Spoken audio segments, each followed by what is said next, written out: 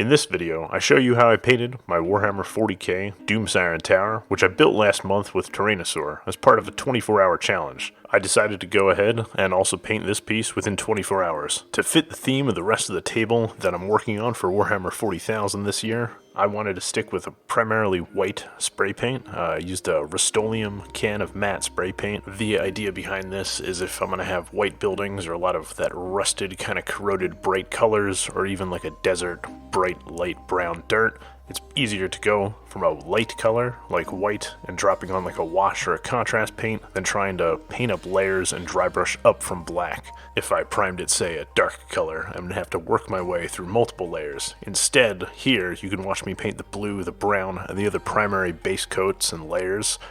In terms of cheap terrain paints, Apple Barrel is probably the best you could find, followed by Folk Art in the United States. So I applied it to the terrain, fairly watered down, almost into a wash consistency, and that actually allowed me to have a really thin coat that later on I could dry brush, wash, and throw pigments on, and it does not get thick at any point. Since the primary colors of the buildings, again, are going to be white, we want to paint the metallics, the brown, the blues for the barrels. We want to get all the other colors and base coats finished before we actually tackle the weathering on the white structure. And speaking of the metallics, we're using mostly Vallejo paints, except I do like the Citadel, Retribution, gold is lovely. Otherwise, I really like the selection that Vallejo has for game color in terms of their metallics, and which is mostly what I used on this table. You don't have to water them down that much, and they go on fine. However, in this case, I do water down these colors quite a bit, because again, I'm using it almost as a wash just to get it over, and it'll show up fairly bright because it's primed white underneath. This actually was a huge time sink and took about 2 to 3 hours, mostly just picking out details and trying to leave the white primer coat pristine so I don't even have to paint white at all. That was the goal of this project, so I worked around it as much as I could and got all the metallics finished out here.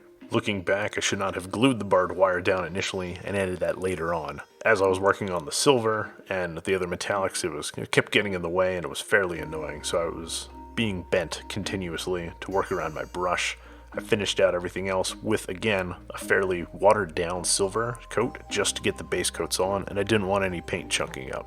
After finishing the metallics, I basically cracked out the pastel colors to drop down the base coats for this. So I took out the pinks, the blue, the few colors I had, I watered them down almost again into a wash consistency, but not exactly a contrast, just a really watery layer, and I dropped some colors. Now, I changed some of these colors as I was working on the whole project, and I was adding decals. I kept looking at them. Those green bags were not going to work out. They're kind of like body bags or a guard stowage for vehicles. And I wasn't sure about the yellow gas cans. I did, however, I like the theme of the board having those bright blue water jug, kind of teal looking cans, so I kept that. However, that orange box you're seeing here, for example, it's not gonna be a thing. And the pink was almost too salmony or too pink, so I knew I would have to change that later on to get more of a chaos kind of spawn or fleshy look if I wanted to. So again, I repainted the box white, and I made a few minor changes. Those bags or body bags at the base of the tower, they end up becoming black, kind of like trash bags, and I ended up not having them pop out as a detail. But I started to work. I didn't really have an exact plan on how I wanted these tentacle guys to look, so I tried a few different things out. I tried dry brushing them in a bone color or like a light elf skin. I tried washing them in red and purple. I tried quite a few things, and it kept looking like chalky bubblegum. And at the same time, if I was going to finish this within 24 hours, I didn't want to have to sit here and do veins and professional-looking highlights on a monster. So I stopped working on the tentacle thing, and I just was like, hey, let's just get back to painting. So I started doing the washes, and something that was going to take an hour or two to dry. So I actually mixed together a few different kind of teal and jade paints to start working on the kind of like bronze brass oxidization for the copper, that kind of look. While it's not exactly how it would look in real life, this is a war game, and I'm making terrain, and honestly I just wanted to use the color because I like the effect. Now actually buying the wash or the technical paint is far too expensive, but I still wanted to use a nice paint, so instead of using a craft paint, I did mix Vallejo colors and water it down to get this effect. Now, as you see, when I use washes, I don't just pour the wash on and let it sit there. I will be patting this down with a paper towel, and you'll see me do that to the pigments. You'll see me do that to the washes I apply to the white structures. I'm just doing that continuously, where I'll wash up an area, and about a minute or two later, I'll pat it down with a paper towel to make sure I get some of the excess, and also occasionally you'll get like a scratched kind of look, as if the paint was worn off. While the paper towel assisted in drying time, it still took quite a while to actually get the piece dry, and also I was using a small brush to apply washes to a lot of specific areas. So what happened was it ended up still taking about an hour or so to fully dry before I felt comfortable enough to start dry brushing and working on the rest of the piece after this. At this point, it was nearing midnight, and I decided to stay up all night just due to how I was progressing, and I could see the finished result.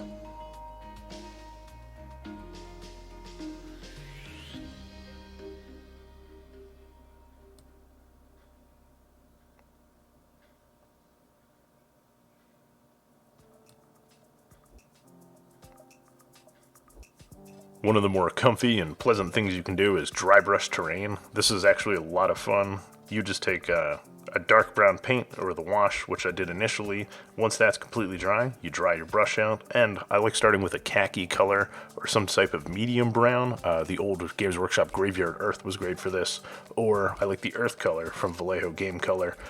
I would do this followed by, say, like a bleach bone or a ubshati bone. It was getting late at night, but at the same time, this is an easy step. It's not complicated mechanically, so I just breezed through all the terrain, the dirt on the roofs, every kind of part of the project. Then I dived into the bleach bone, or the bright beige dry brush, which really brought out the details in a lot of the pieces. The dry brush of the bleached bone, or the bright beige, immediately starts bringing out detail and making just in general the piece pop, and giving it more of a almost desert kind of look and style, and just it made the whole piece brighter in general. This was a lot of fun. I finished this up.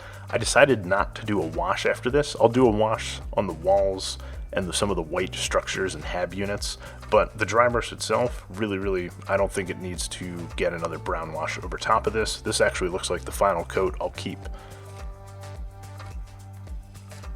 Now, I brought out the sponges. Sponges are very important. You can use blister foam that comes with models, or you can use, say, your packing foam, or even a normal sponge you could buy at a store.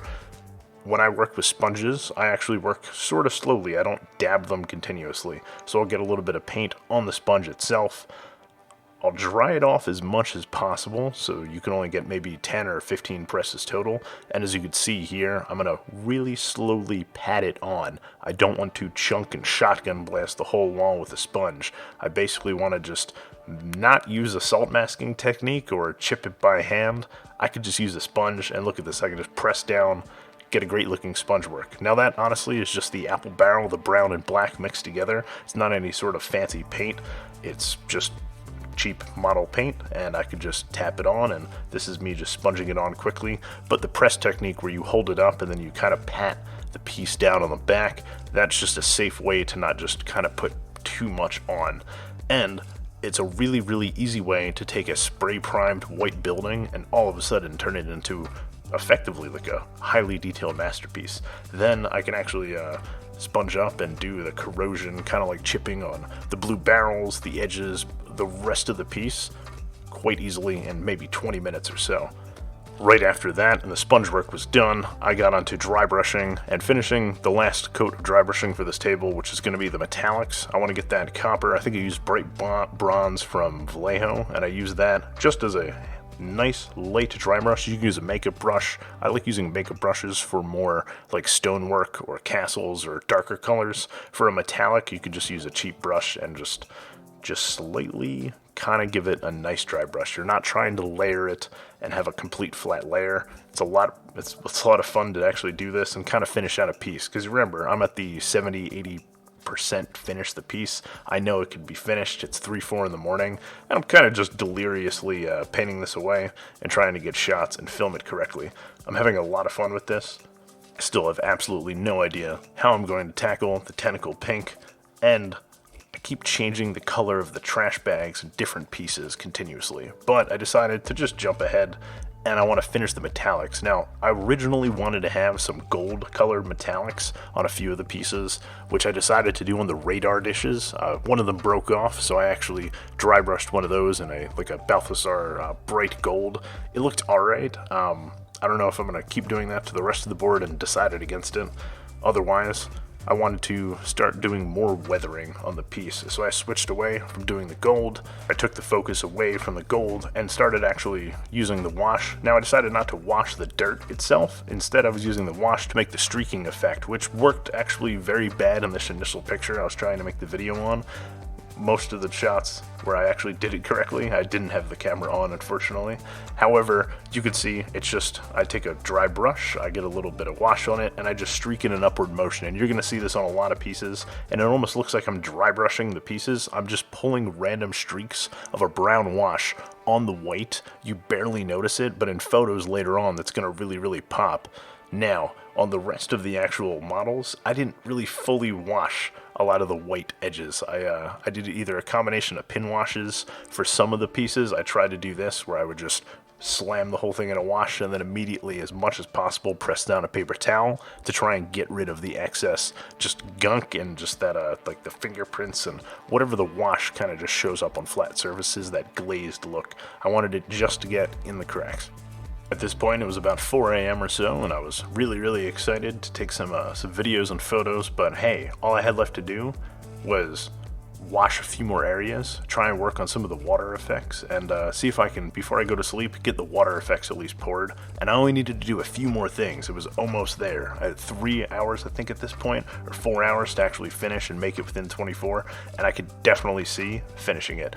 One of the issues was I had to spend about an hour or so slowly painting the little electric cables or wires. It was ridiculously annoying, and I had a time crunch where I didn't know how to handle the pink tentacle guy within 2 hours, so I started working on his little guy, his little buddy, the little weird tentacle guy coming out of the retention pond. I tried washing him in red and then purple. I actually liked the magenta wash, which is what I ended up going on for the actual Dark Young in the tower. The magenta just actually worked way nicer after messing around with the wet red wash, which I tried to use a little bit, but it wasn't exactly what I wanted. I also patted down and tried to just kind of fix it. I wasn't having a good time with the red on them. However, the blood stains for the zombies, the dead horse out front, and a few other minor details, I just took the time while I was struggling with indecision on the actual tentacles to paint the little corpses, and I had fun with that. I honestly just did like a white dry brush or layer and poked out their eyes a little bit, and then I didn't spend a lot of time working on them. They just look like a dead body, and then I hit them with a red gloss and like the corn red kind of look, and that works perfectly for just, here's some blood, here's a body, don't need to go too much into highlighting it. And I was still struggling with how to exactly handle this pink weird flesh thing. What I ended up doing is basically just combining like an elf flesh, kind of like light beige, mixing it alongside a pink, and just sort of dry brushing over it and then layering it. It sort of worked. I kind of spent a little more time glazing and wet blending, and it ended up looking alright at the end, but I wasn't happy with it for a good amount of the process. So I decided to jump into pigments, which are ridiculously easy to do and a lot of fun. Now, I don't do pigments properly. I also definitely wear a mask to do most of these pigments, and you should probably wear gloves. I do them extremely messily, and there are better people with better tutorials than I am for using dry pigments. However, I can get really cool effects and just kind of stumble around with the techniques I do use. So I apply the pigment with a dry brush and kind of knock it on very heavily. I go through a lot of dry pigments. And then what I do is I actually take a rag filled with mineral spirits, and yes, you should use a glove for this. However, due to handling a camera and whatever else, I just didn't want to go back and forth with gloves continuously. I just pat it down. You can use rubbing alcohol, you can even use water. Effectively, what this does is it bonds and solidifies the pigments in there, but it doesn't completely take away that chunk. Later on, I'm going to hit it with a spray matte varnish from 4 feet away and slowly coat the whole piece so the pigments don't drop off later on. However, as you can see here, when I completely cover the entire piece in pigments, I can just nuke the board in pigments, and then I could go around with a paper towel and absolutely soak everything up, pat it down, and it just creates this beautiful texture. Again, this is all economy style. You watched this video so far, you've been listening to me ramble. Most of this is obscenely easy techniques. All I did was literally rattle can spray primer. The building's white, I smashed them with a sponge, did some washes, and I'm just dumping and vomiting pigments on them. All these techniques are actually very easy, but again, this is after just years and years of building terrain and tables when I'm on a 24-hour build challenge, we could just skip entire steps. I didn't even want to take out the airbrush because I would have to clean it. In any case, when you're using pigments, you don't just use one color. I used so much terracotta pigment here, it was ridiculous. You mix it up with 3 or 4 different kind of pigments if you can. And as soon as the pigments were done, I sealed it, actually a little bit, which I should have did a better job on. I ended up making a mistake later on in sealing it, so I cracked out some of the grass tufts, which you can see here. I'm showing them off. The grass tufts, I ended up not going with static grass and bothering to use a static grass gun or using any sort of glue. I wanted just to use super glue, be in and out, smash the whole piece with a lot of tufts, and just get them down. I had a lot of the Vallejo thick tufts, which I broke apart with my hands. I like having, instead of single kind of circular tufts, I like having random kind of erratic patches, which I just plastered all over the side of the piece. I really like the idea of having dirt with the bright light green, and that matches the basing to my Iron Hand Space Marines and a few other armies I've done. Later on, I'll add the birch seed leaves, which are just some like modeling train company leaves you can add on. You can buy these for like $10 on Amazon. They're not bad. You overuse them, just it's not that expensive to use them, so you can just dump them everywhere. And I wanted to have the retention pond with water effects and leaves look, which is the main reason. And the table I'm working on has leaves everywhere. Even though I don't have any trees made for it, I have leaves, so it just makes the table matched. You'll see at the end, it's one of the icing on top kind of pieces. So I'm still struggling actually with the big dark young tentacle monster, this Slanesh thing. I think I finally got the Slanesh colors down, and I was exceedingly happy. The red wash added a little bit, and then removed the red wash. I added more magenta.